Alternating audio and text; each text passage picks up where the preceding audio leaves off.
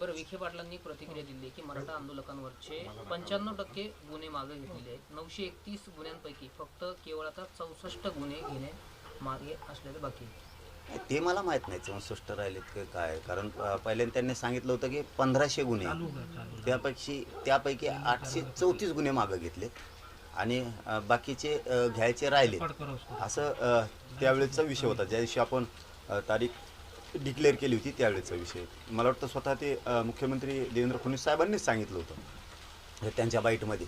परंतु आता जर तुमच्या म्हणण्यानुसार 34 राहिले तर हे मला नाही माहिती.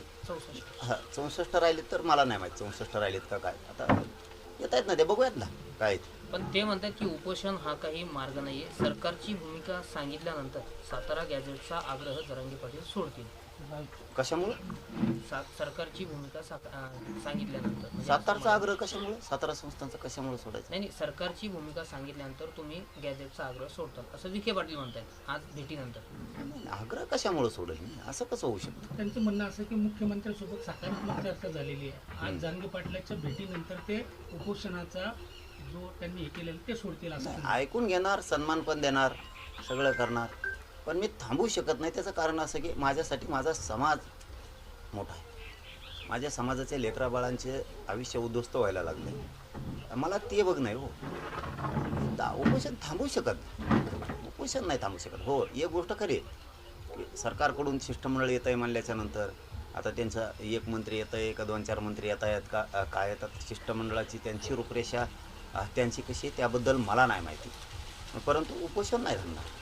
चर्चा सरकारकडून येत आहे म्हणल्याच्या नंतर सन्मान होणार त्यांचा, आम्ही त्यांच्याशी चर्चाही करणार. उद्याचा विषय उद्यावर. आपणच सांगितलं होतं 29च्या आत सगळ्या मागण्या त्याची मंजुरी द्या, अंमलबजावणी द्या म्हणून. त्यामुळे 29 पूर्ण आहे त्यांना, रात्रभर पण आहे. पाटील त्यांनी जर आश्वासन दिलं किंवा तुम्हाला जसं वाटेल त्यांनी जर आज आश्वासन दिलं उद्याचं आंदोलन तुम्ही स्थगित करणार का जर त्यांच्या आश्वासनानंतर? आश्वासन नको बाबा. आश्वासनावर माझ्या समाजाच्या लेकराचं पोट भरणार आहे का? माझा समाज उंचीवर जाणार आहे का आश्वासनानं? आश्वासनच त्यांनी दिलं आणि त्यांच्या शब्दाला सन्मान दिला ना. आपण मुंबईत त्यांनी सांगितलं की 1च महिन्याचा वेळ द्या बाकीच्या कामांसाठी. आज 29 मे, 29 ऑगस्ट ते 29 मे 10 महिने वेळ दिला. कोण देऊ शकतो इतका? पाटील काही लोकं आजच्या असं- बैठकीवर उद्याचं चित्र अवलंबून असेल काय? आजची बैठक होणार आहे तुमच्यासोबत. नाही, उपोषणाचं तर फायनलच आहे. मला सगळ्या विषयाच्या अंमलबजावण्या पाहिजेत. थांबायचे किती दिवस? 3 वर्ष थांबलोय, आता पण 10 महिने थांबलोय.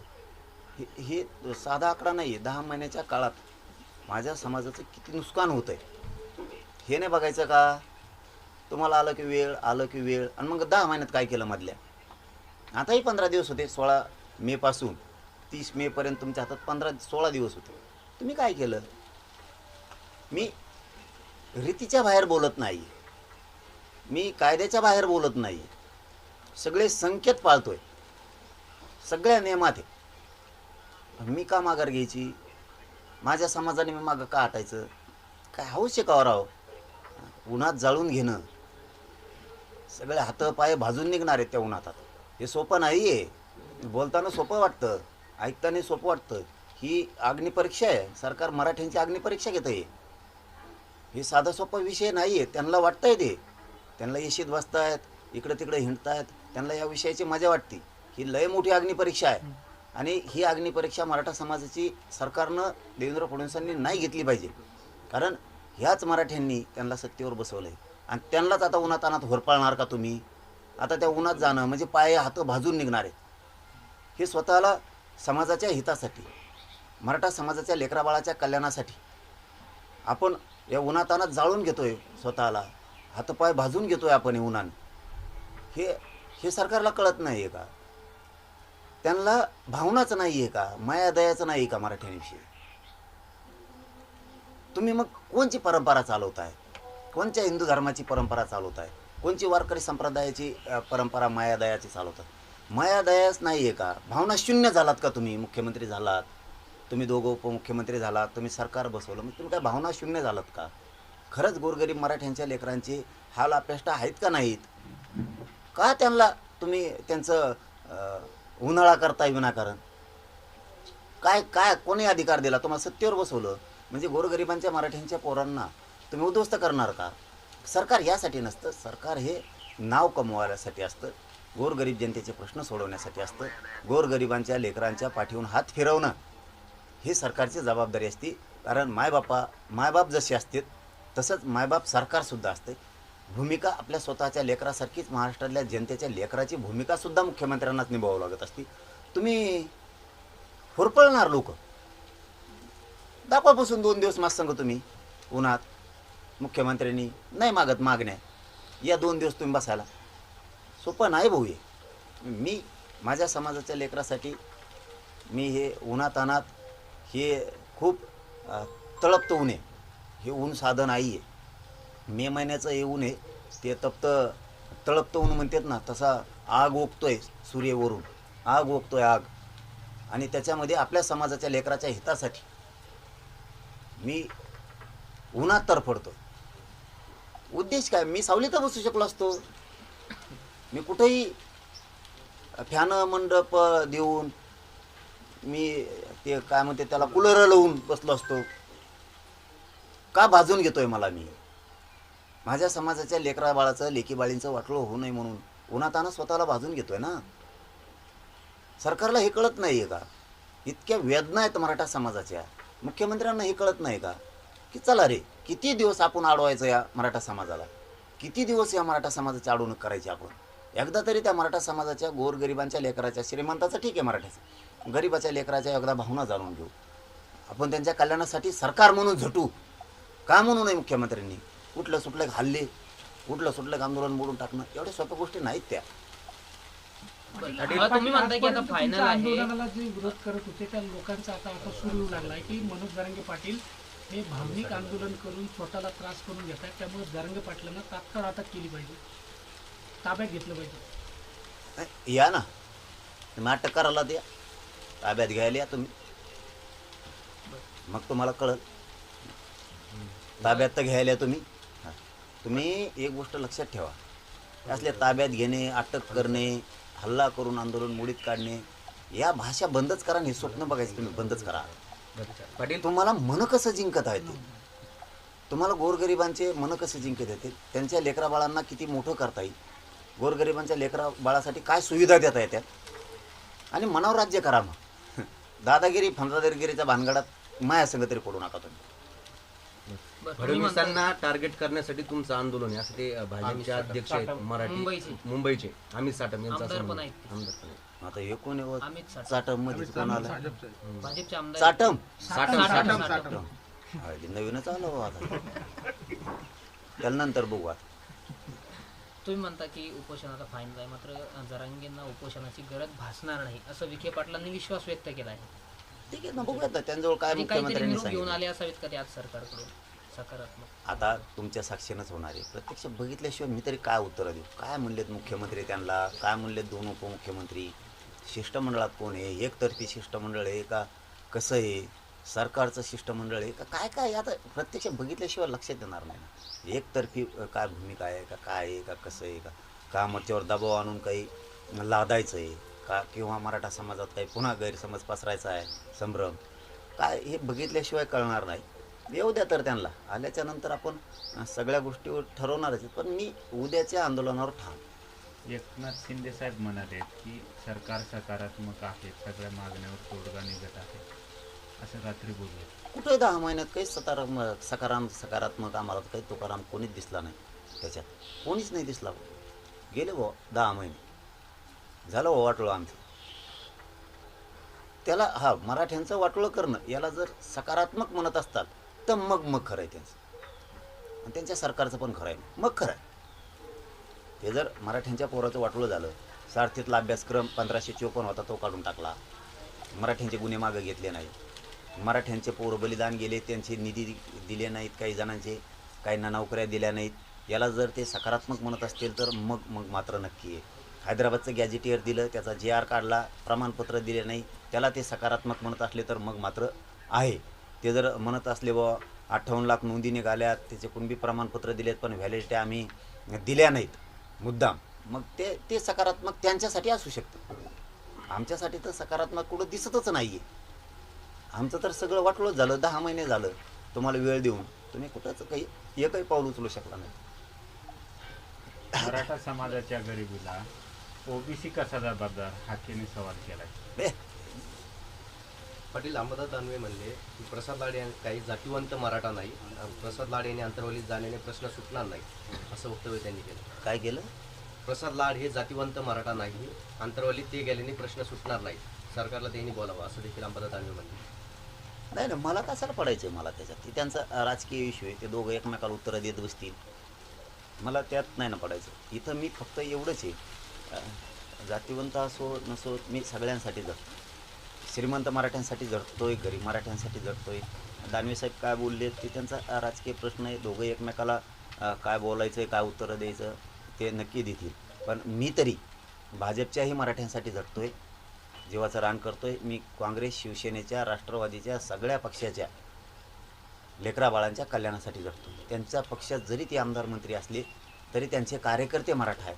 त्यांच्या लेकीबाळीसाठी, लेकरा बाळांच्या कल्याणासाठी इतका जीव जाळतो आम्ही, इतकं झटतोय की जीवाचं रान करून टाकलं. इतकं लढताना ज्याला त्याला माहीत असतं. मला पहिल्याच उपोषणानं इतके हाल आहेत माझे, माझ्या पोटात प्रचंड आग होती, मला पहिलाच प्रचंड त्रास. त्याच्यातही मी या एवढ्या तळपत्या उन्हात, कारण सूर्य आता सध्या इतका आग ओकतोय, आज लोक 11च्या नंतर बाहेरसुद्धा निघत नाहीत 5 वाजेपर्यंत. सकाळी 11 ते तिसरा पारा 5 वाजेपर्यंत बाहेरसुद्धा निघत नाही, 6 वाजेपर्यंत निघत नाहीत. या तळपत्या उन्हात मी माझ्या समाजाच्या लेकराच्या कल्याणासाठी उन्हात स्वतःला बाजून घ्यायला लागलो आहे ना. सरकारला हे तरी लक्षात आलं पाहिजे मुख्यमंत्र्यांच्या की इतक्या वेदना आहेत ना, का बरं आपण या समाजाला इतकं तळपायला लावायचं. मराठ्यांच्या लेकरा बाळाने काय केलं? तुमचं आमचं काय वैर असेल तर तुम्ही आम्हाला फासावर द्या, पण माझ्या गोरगरीब मराठा समाजाच्या लेकरा बाळांना का वाटोळं करता? त्यांनी तुमचं काय केलं? गोरगरीब मराठ्यांनी तुमचं काय केलं? तुम्हाला कचाकच मतं केलेत म्हणून तुम्ही सत्तेवर बसला. त्या मराठा समाजाच्या लेकरा बाळांचं इतका अन्याय आणि अत्याचार त्याच्यावरती करू नये. त्याला शिक्षणापासून, नोकऱ्यापासून लांब ठेवू नये. लेकरं लेकरं आहेत, ओबीसीचे लेकरं लेकरं आहेत, मराठ्यांचे लेकरं आहेत. तुम्ही दुजाभाव करायला लागले मुख्यमंत्री सरळ सरळ. ओबीसीच्या लेकरांना काही पण द्यायचं, मराठ्यांच्या लेकराला काही द्यायचं नाही. असं कुठं सरकार असतं का? असली कुठं सत्ता असती का? असं मला हे नाही आवडलं हे महाराष्ट्राला. शेतकऱ्यात पण तुमची तीच भूमिका, गोरगरिबात तीच भूमिका, दलित मुस्लिमात तुमची तीच भूमिका, धनगरांच्या लेकरा बाळात तीच भूमिका तुमची. त्या बंजारा समाजाच्या लेकराचं वाटलं झालं, तुम्ही तीच भूमिका. तुम्ही का वागताय काही कळतच नाही. असं तुम्ही लेकरात भेद करू नका. सर्वसामान्याचे लेकरं लई पोटाला चिमटा घेऊन गोरगरिबांनी ते लेकरं वाढवलेत आणि ते लेकरं शिकवले सुद्धा.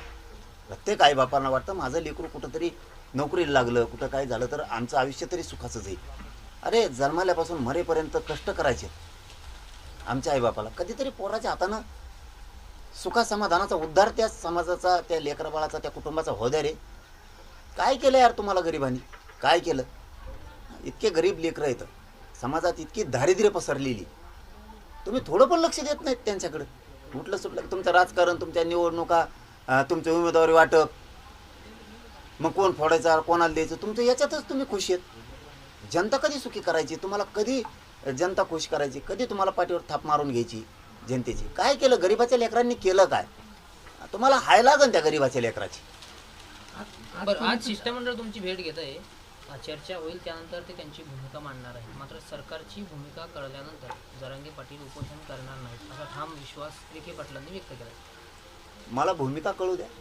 काय अंमलबजावण्या सोबत आणल्यात, विखे पाटील साहेबांनी आणल्यात, त्यांच्या आता कोण कोण आणखीन मंत्रिमंडळाचं शिष्टमंडळ कोण कोण आहेत, त्यांच्यासोबत कोण कोण येणार आहेत, लाडभाऊचं काय म्हणणं आहे, मला सगळं बघतो ना मी.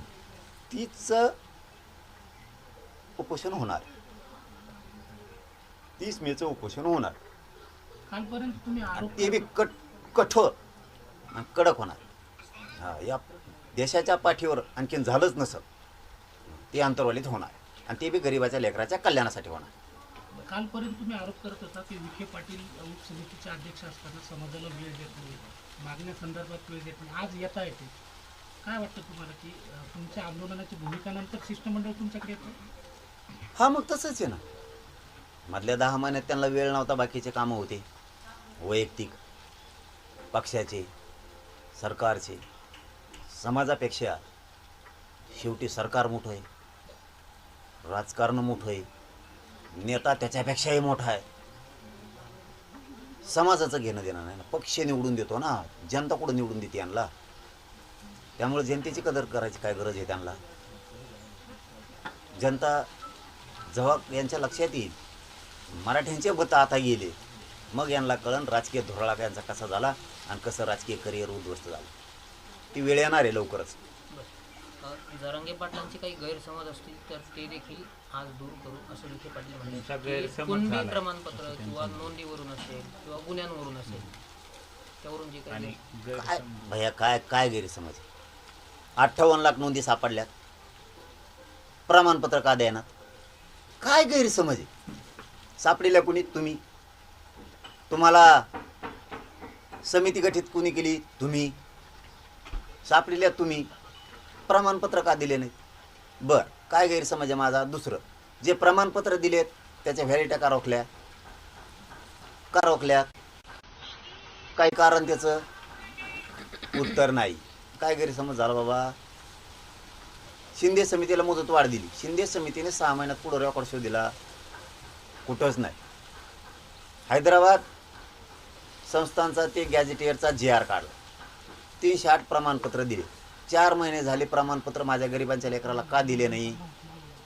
काय गैरसमज आहे? किती समाजाला तुम्ही येड्यात काढणार? किती मराठा समाजाला तुम्ही वेठीस धरणार? किती अन्याय करणार यार तुम्ही या मराठा समाजावर? 70 वर्षे सारखा अन्यायच मराठा समाजावर झाला आहे. तुम्ही आल्यावर सत्तेत, मराठ्याचे लोक आल्यावर तरी वाटलं होतं ती कमी होईल, उलट जास्त व्हायला लागला ना. काय गैरसमज आहे? तुम्ही गुन्हे मागे येऊ म्हणले, घेतले नाही. काय गैरसमज आहे? तुम्ही सांगितलं 1 महिन्याचा वेळ द्या, सातारा संस्थांचं गॅझेटियरचा JR काढ. काय गैरसमज आहे आमचा? कुठं गैरसमज आहे? तुम्ही दिलेलंच बोलतोय आम्ही, द्या नोंदी शोधा. अरे त्या पाटणमध्ये, सातारा जिल्ह्यात कित्येक तरी फाईल थांबून धरली पाटणमध्ये.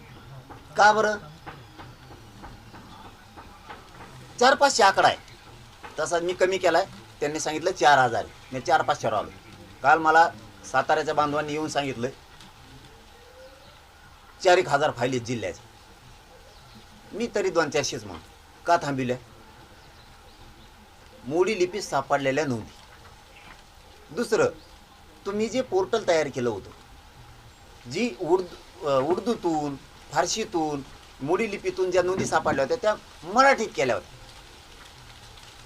त्या मराठीत टाकलेल्या मराठ्यांना वाचता येतात, आपली नोंद निघाली. उडील्या का मग? काय गैरसमज आहे? आता ती मोडी वाचत आहे ना गरीबाला. पहिल्यांदा त्यांना बघताय तुझं हा आपलं नाव आहे, नोंदी सापडल्या का? काय गैरसमज आहे? EWचे पोरं आणि SCBCचे पोरं यांच्या 2014 पासून निवडी झालेल्या आहेत. याचा अर्थ आईबापांनी त्यांना शिकून मोठं केलं. तुमच्या परीक्षेत बी पास झाले. त्यांची काय चूक? का त्यांना नियुक्त्या दिल्या नाही तुम्ही? का? याच्याही पुढचं सांगतो मला काय गैरसमज आहे माझा. MPSCच्या पोरांनी परीक्षा दिल्या, 10 वर्ष ते लेकरं अभ्यास करते. तिथं आता मराठ्याचा संबंध आहे का? सगळ्या जातीचे लेकरं आहेत का नाही? ते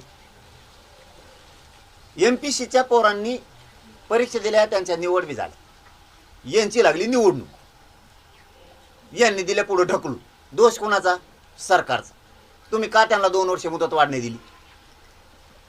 काय मिळालं तुम्हाला त्या लाखो पोरांचं वाटोळं करू? काय मिळालं? त्यांच्या आईबापाने काय कष्ट केले नसते लेकरू अधिकारी होण्यासाठी? काय कष्ट केले नसते? तुम्ही 1600 ते 1800 करोड रुपये थकले महामंडळाचे. आंदोलन सुरू झाल्यापासून तुम्ही 150 कोटी दिली. परतावे कसे जायचे पोरांचे? सिव्हिल खराब झाले की नाही? व्यावसायिक उद्योजक बनवायचे ही संकल्पना मांडली देवेंद्र फडणवीस साहेबांनी. त्यांचे परतावे थांबले. झाले की नाही कर्जबाजारी?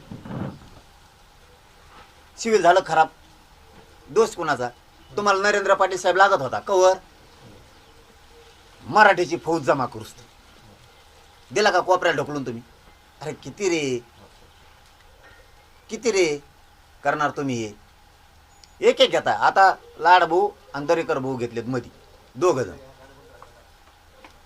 दोघ जण मध्ये. किती मराठीचे लोक संपवणार राव तुम्ही अंगावर घालून घालून.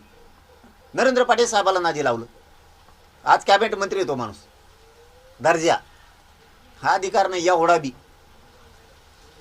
कुठे ते माणूस, काय केलं नाही त्यांनी, त्यांच्यासाठी काय केलं नाही. मराठा आंदोलनाच्या विरोधात सुद्धा बोलले ते, आमच्या बी विरोधात बोलले. फडणवीसांसाठी आणि सरकारसाठी मराठ्यांच्या अंगावरती घातले. आज त्या माणसाची काय दशा केली हे सत्य आहे. मी काय नाव घेऊन कोणाचं हे करत नाही. असे तुम्हाला कित्येक तरी देईल मी, आणि ती वेळ माझ्यावर आणू नये. असे हजारात निघतील. सगळ्या जातीचा उपयोग घेऊन संपलेले, सगळ्या जातीचा उपयोग घ्यायचा संपवायचा, सगळ्या जातीचा उपयोग घ्यायचा आणि संपवायचा. उदाहरणार्थ महादेव जानकर साहेब, उपयोग घ्यायचा खलास. उदाहरणार्थ रामदासजी आठवले साहेब आमचे, उपयोग घ्यायचा खलास. ही रिअल परिस्थिती आहे. आता नंबर महाजन साहेबाचा का काय की बहुतेक का चंद्रकांत दादाचा झाला, वरगडून सोडून दिले. हे मी सत्य बोलतोय. आधी सत्य त्यासाठी उद्धव ठाकरे साहेबांचा ही घेतला, वरगडलं दिलं सोडून. किती रे बळी घेणार तुम्ही लोकांचे यार. मधल्या काळात राज ठाकरे साहेब चला प्रचाराला, ते बी निघाले लोकसभेला, याव करू त्याव करू. स्वतःचं लेकरू पाडलं त्यांचं पोरग. यांनीच खरंच भाजपला त्यांचं न पाडणारं माणूस निवडून येतंय. न निवडून येणार कधीच ते भाजप निवडून आणते. पोरग यांना काय आणलं बरोबर जिरवीत येते. कायम आपल्या मागच राहायला पाहिजे. लय हुशार आहे का, लय लोक जमत राज ठाकरेंना. मग याचा कांड कसं करायचं तर हे लोडमध्ये आला पाहिजे. स्वतः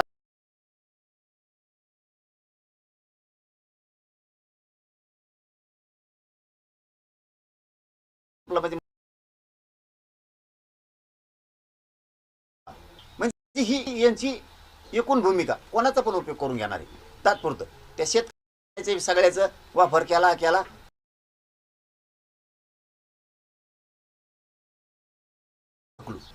तिकडं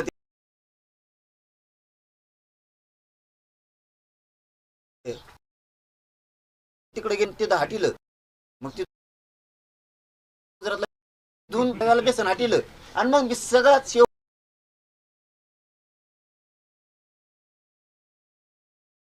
फडणवीस साहेबांनी. अरे काय राव,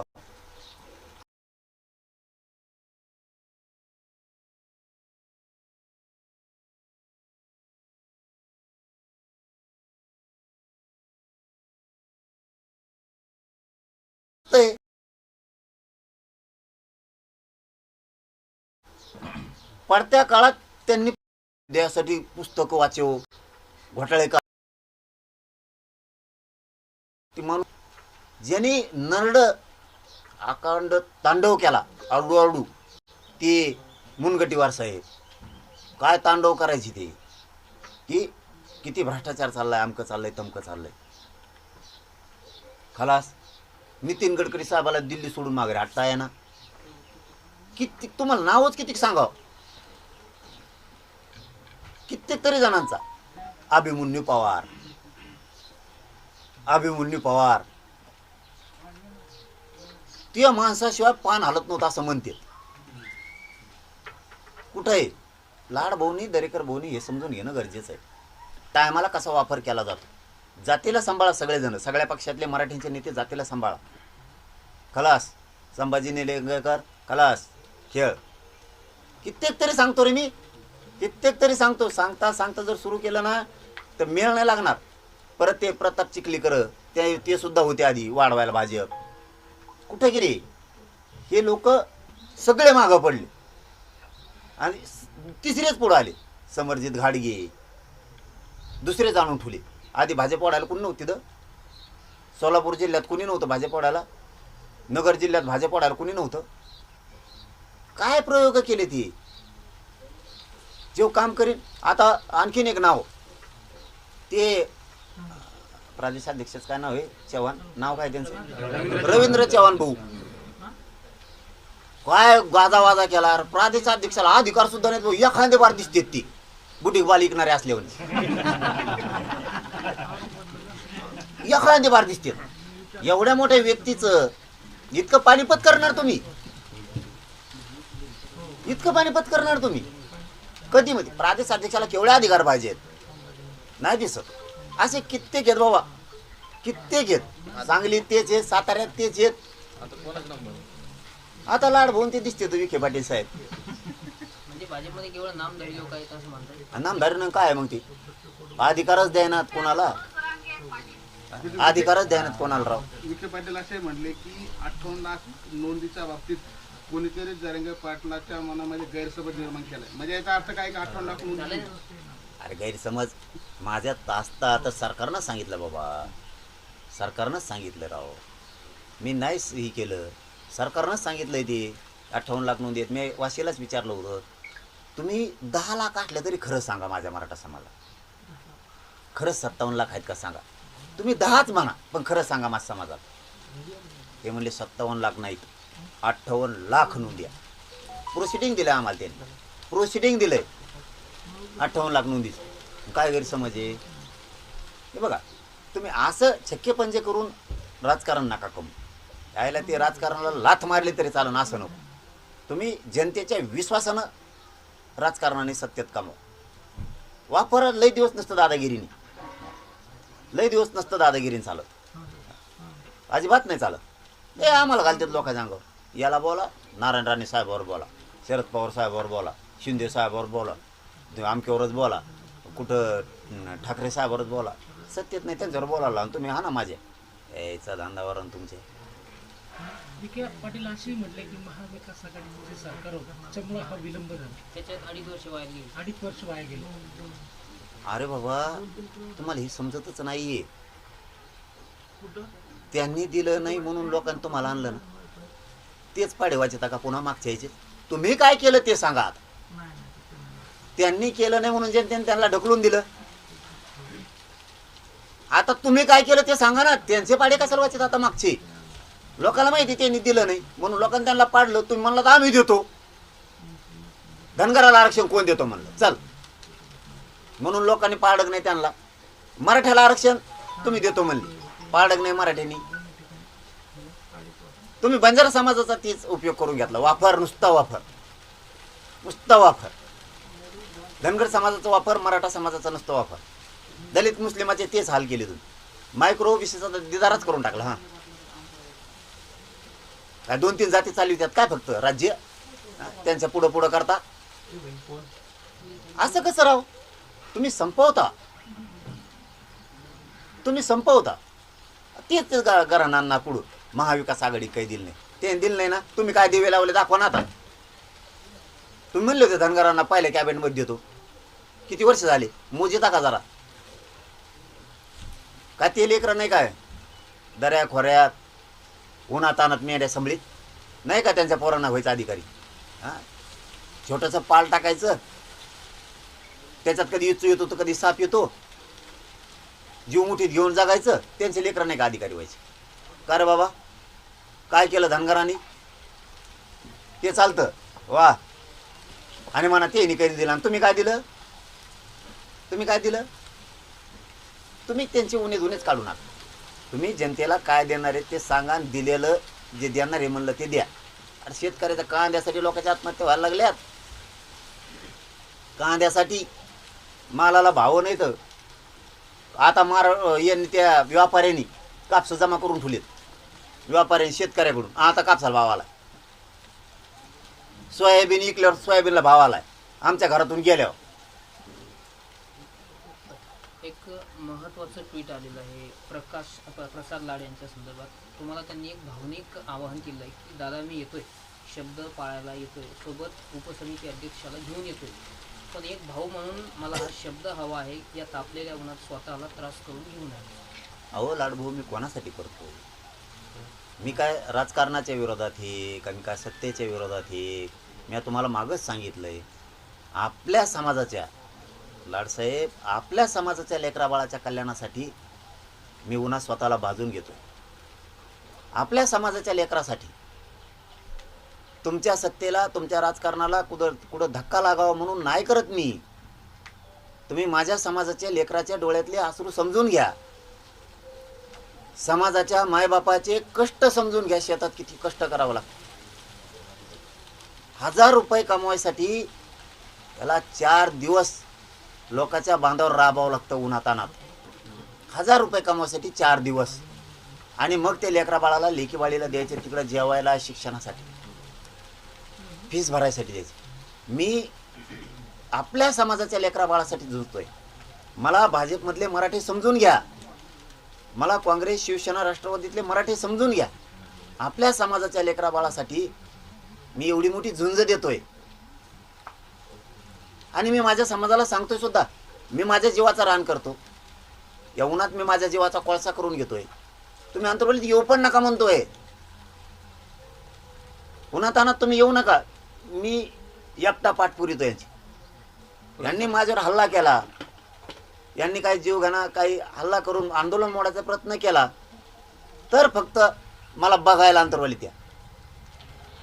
तुम्ही फक्त मला लांबून बघून परत घरी गेले तरी बस. महाराष्ट्रातले मराठी तुम्हीच माझे मायबाप आहेत, तुम्हीच माझं कुटुंब आहे. या जगात मला मराठ्यांशिवाय कोणी नाही, म्हणून मी तुमच्यासाठी झटतोय. मला नुसते बघून गेले तरी बस. माझ्या मराठ्याकडून मला काहीच अपेक्षा नाही. नुसते मला बघितलं, येऊन डोळ्याने बघून गेले तरी बस. मी तुम्हाला बघन, तुम्ही मला बघता. प्रसाद लाड यांना मुळात काळे झेंडे उपोषण आता- दाखवण्याचा इशारा दिल्यानंतर चार मराठ्यांना पोलिसांनी ताब्यात घेतले संभाजीनगर. मी काय त्या दिवशी तेच सांगितलंय. आपण असं कधी करायला लावत नाही. कोणाला धिंगाणा नाही, कोणाला काळे झेंडे नाही, कोणाला पांढरे झेंडे नाही. मी कधीही असं करायला लावत नाही, कधीच. मी ते कधी समर्थनही करू नये. पण आता पोरांचा थोडा रोष असतो. मागण्या नाही झाल्यावर थोडंसं म्हणणं मांडायचं असतं. दाखवल्या मी ते काय करता.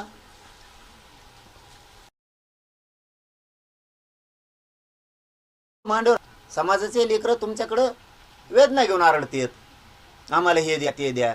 आता मालक समजा तुम्ही येत, थोडक्यात कारभार तुमच्याकडे आहे. तुम्हाला नाही मागणार तर कोणाला मागणार. तुम्ही द्यायचं काम करायचंय. कशाला रोष वाढून द्यायचा आहे. द्यायचं काम करायचं तुम्ही. तुम्हाला कशाचा पण राग येणार. तुम्हाला बोललो, प्रश्नाचं उत्तर दिलं तरी राग येणार. तुम्हाला झेंडा दाखवला तरी राग येणार. तुमच्या गाडीला उभं राहिलं तरी राग येणार. मग याचा अर्थ तुम्हाला समाजाचं प्रेम नाही, तर समाजाला मुडीत काढायसाठी तुम्ही येत, समाजावरती हल्ले करण्यासाठी तुम्ही येत.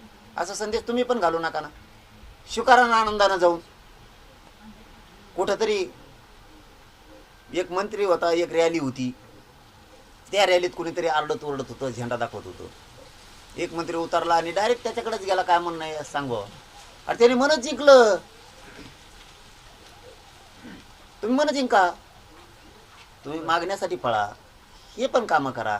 एक मंत्री कोण आहे ते मलाही माहिती आहे. त्याचं नाव घेतलं ते परत म्हणते ते आवडत्या मंत्र्याचं नाव घेतलं. एक ताण आहे का. काळे झेंडे मुळात उपोषण आता दाखवणाऱ्यांचं म्हणणं तुमच्या असं आहे, प्रकृतीला झेपणार काळे नाही, झेंडे असं दाखवणाऱ्यांचं सुद्धा म्हणणं असं आहे की जोपर्यंत तुम्ही मराठा समाजाची माफी मागितली, जरांगे पाटलावरती तुम्ही जे काही आग पकड बोलले होते आरोजच्या भाषेमध्ये, तर तुम्ही अंतरवालीला येण्यापूर्वी जरांगे पाटील आणि मराठा समाजाची माफी मागा, त्यावेळेस तुम्ही या, असं प्रसाद लाडला. पोरांना माझं राज्यातल्या सांगणे काय गरज नाही. कोणाची माफी मागायला लावू नका. आपली माफी मागायला लावू नका. समाजाची नाही, मग ही नाही, कोणाचीच नाही. काही गरज नाही. माफीनं आपल्याला काय मिळणार आहे का. नाही मिळणार. त्यामुळं कोणाला माफी मागायला लावू नका. आपल्याला जे शांततेत आंदोलन मोठ्यात मोठं करता येईल ते आपण करू. उग्र अमकं तमकं असं काही करायचं नाही. अरे मराठी नुसते शांततेत उभा राहिले तरी देशातल्या सरकारपेक्षा मोठे अस्सल जातवानेत. नुसते उभा बी राहिले. आम्हाला आधीच पहिलंच ऊन पाऊस वारा काही कळत नाही. मुसळधार असून येत काही असो. आम्ही शेतकरी आहेत हाडामासाची. आम्हाला ऊन काही करीत नाही, पाऊस काही करीत नाही. आणि लढायच्या टायमाला आम्ही दमत बी नाहीत, कारण क्षेत्रीय कुळ आहे मराठ्यांचं. त्यामुळे आपण लढून मिळू. काय गरज नाही कोणाच्या माफीची त्याची काय म्हणू पण नका. एक जीवानं लेकरा बाळाच्या कल्याणासाठी नुसते मराठी एका जागेवर उभा बी राहिले. नुसतं अंतरवलीत येऊन डुकून जरी बघितलं परत जरी गेले आपण आपल्या मोटरसायकल गाड्या सुरू करू तरी मराठी जिंकत आहे. तरी पण आपल्या अपेक्षा पूर्तीसाठीच आम्ही आज येत आहोत. त्यामुळे स्वतःचं अंग आणि पाय पळवून घेऊ नये. आता प्रकृतीला उपोषण झेपणार नाही असं भावनिकतेने ते म्हणतात प्रसाद लाड. हे माझ्या पूर्ण समाजाला माहिती, 6 कोटी समाजाला माहिती.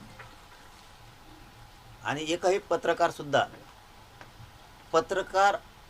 पत्रकारिता सोडून हृदयातून बोलून मला खरंच तुमच्या साक्षीनं कधी चालता पण येत नाही, उठता पण येत नाही.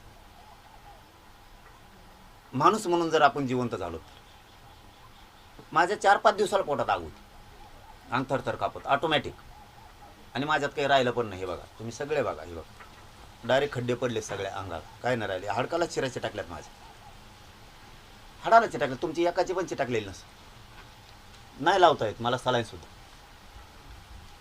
पण शेवटी आपलं जीवन आपण जर समाजाला खऱ्याने अर्पण केलंय, समाजाच्या पायावर जर आपण जीव ठेवलाय, मी तर हाताच्या फोडाप्रमाणे माझ्या समाजाला जीव लावतो. मग त्या समाजाच्या हाल अपेष्टा होत असल्या तर आपण आपल्या जीवाची कदर नाही करायची. मी त्यांना पुन्हा पुन्हा सांगतो की मी माझ्या समाजाच्या लेकराबाळाच्या कल्याणासाठी ही झुंज देतोय. या तळपत्या उन्हात मी सरकारसाठी देत नाही किंवा राजकारणासाठी देत नाही. माझ्या समाजाच्या लेकराच्या लेकीबाळ्यांच्या आयुष्यात कल्याण व्हावं, त्यांचं ते सुखी राहावेत, ते साहेब व्हावात, ते अधिकारी व्हावात म्हणून झुंज देतो. माझा मराठा समाज तरी कसा गरीब असेल. माझं त्यांना सांगणं आहे की मी समाजासाठी लढतोय, समाजासाठी इतका जीव जाळतो. जीवाचं रान फक्त समाजाच्या लेकरा बाळासाठी करतोय. तुम्ही पण सगळ्या पक्षातले मराठे करा, कारण मराठ्यांनाही दिसल की सगळ्या पक्षातले मराठ्यांचे नेते हे सुद्धा आंदोलनात प्रत्यक्ष अप्रत्यक्ष सुद्धा होते. आम्ही बघितले. आमच्या सरपंचापासून जिल्हा परिषद पंचायत समितीपासून नगरसेवक, नगराध्यक्ष, महापौरापासून आमदार, खासदार, माजी आमदारापर्यंत, मंत्र्यापर्यंत आम्ही बघितले. मराठ्यांचे लेकरं मोठे व्हावेत म्हणून आम्ही सुद्धा आंदोलनात होतो. सगळ्यांनी सहकार्य करा. पाटील, एक वेगळा प्रश्न आहे. मराठवाड्यातली जे जलसंपदा विभागाची कार्यालय होती 5, ती इतरत्र हलवण्यात आलेली आहे. त्यामुळं त्याचा फटका जो होतो मराठवाड्यातील शेतकऱ्यांना बसणार आहे. त्याला लागून प्रश्न आहे की आता जे काही जलसंपदा विभागाचे जे काही कर्मचारी किंवा जे काही अधिकारी असतील त्यांचा पगार जो आहे ना सरकार करणार नाही. आता ते पगार त्या महामंडळ निर्माण करून त्यांचा पगार ते स्वतःच करणे. मग आपला आरक्षणाचं होऊन द्या बाबा, ते पगाराचं नंतर बघू त्यांचं पण आरक्षणाचं. तुम्ही शेतकऱ्यांसंदर्भात आवाज उठवतात. ते विखे पाटील साहेबांनी छत्रपती संभाजीनगरचं ऑफिस कुठंही हलू नये. कारण एक तर आमचा 20,000 कोटीचा अनुशेष वैधानिक महामंडळाचा आणखीन दिलाच नाही मराठवाड्याचा. त्यापेक्षाही तो जास्त असू शकतो. आमचा मराठवाडा खूप सुधरू शकतो. आता पाण्याचे इकडं तिकडं तलावं करायचे आहेत, काही करायचे आहेत. तुम्ही जर तिकडं हलिलं म्हणजे आमचं मराठवाड्याचं पुन्हा वाटोळं झालं. एकतर आधीच आमच्याकडं तळ्याचे बांधकामं नाहीत, कुठं छोटे छोटे बांधाऱ्याचे नाहीत. आहे जायपडीत पाणी ते बी नीट सोडलं जात नाही. शेतकऱ्यांचे हाल आहेत, तेही मागावं लागतंय. पाणी सोडा, डाव्या कालव्याला उजव्या कालव्याला शेतकऱ्यासाठी पाणी सोडा हेही सांगावं लागतंय. लाईट नेमकी या मे महिन्यात कडक महिना असून याच्यातच नेमकी बंद केली जाते. आता शेतकऱ्याला लाईट तरी द्या कमीत कमी. एक तर भाव द्यायनात, काय करीनात. आहे ती थोडेफार ऑफिसं मराठवाड्यात ते बी जाऊन द्या सगळे बाहेर. म्हणजे मराठवाड्याचे तुम्ही रांगोळीच करायची ठरवली. त्यामुळं कुठलंही ऑफिस हलवू नये आणि हलवायचा काही काढला असं आदेश तर तो रद्द करावा. थँक्यू.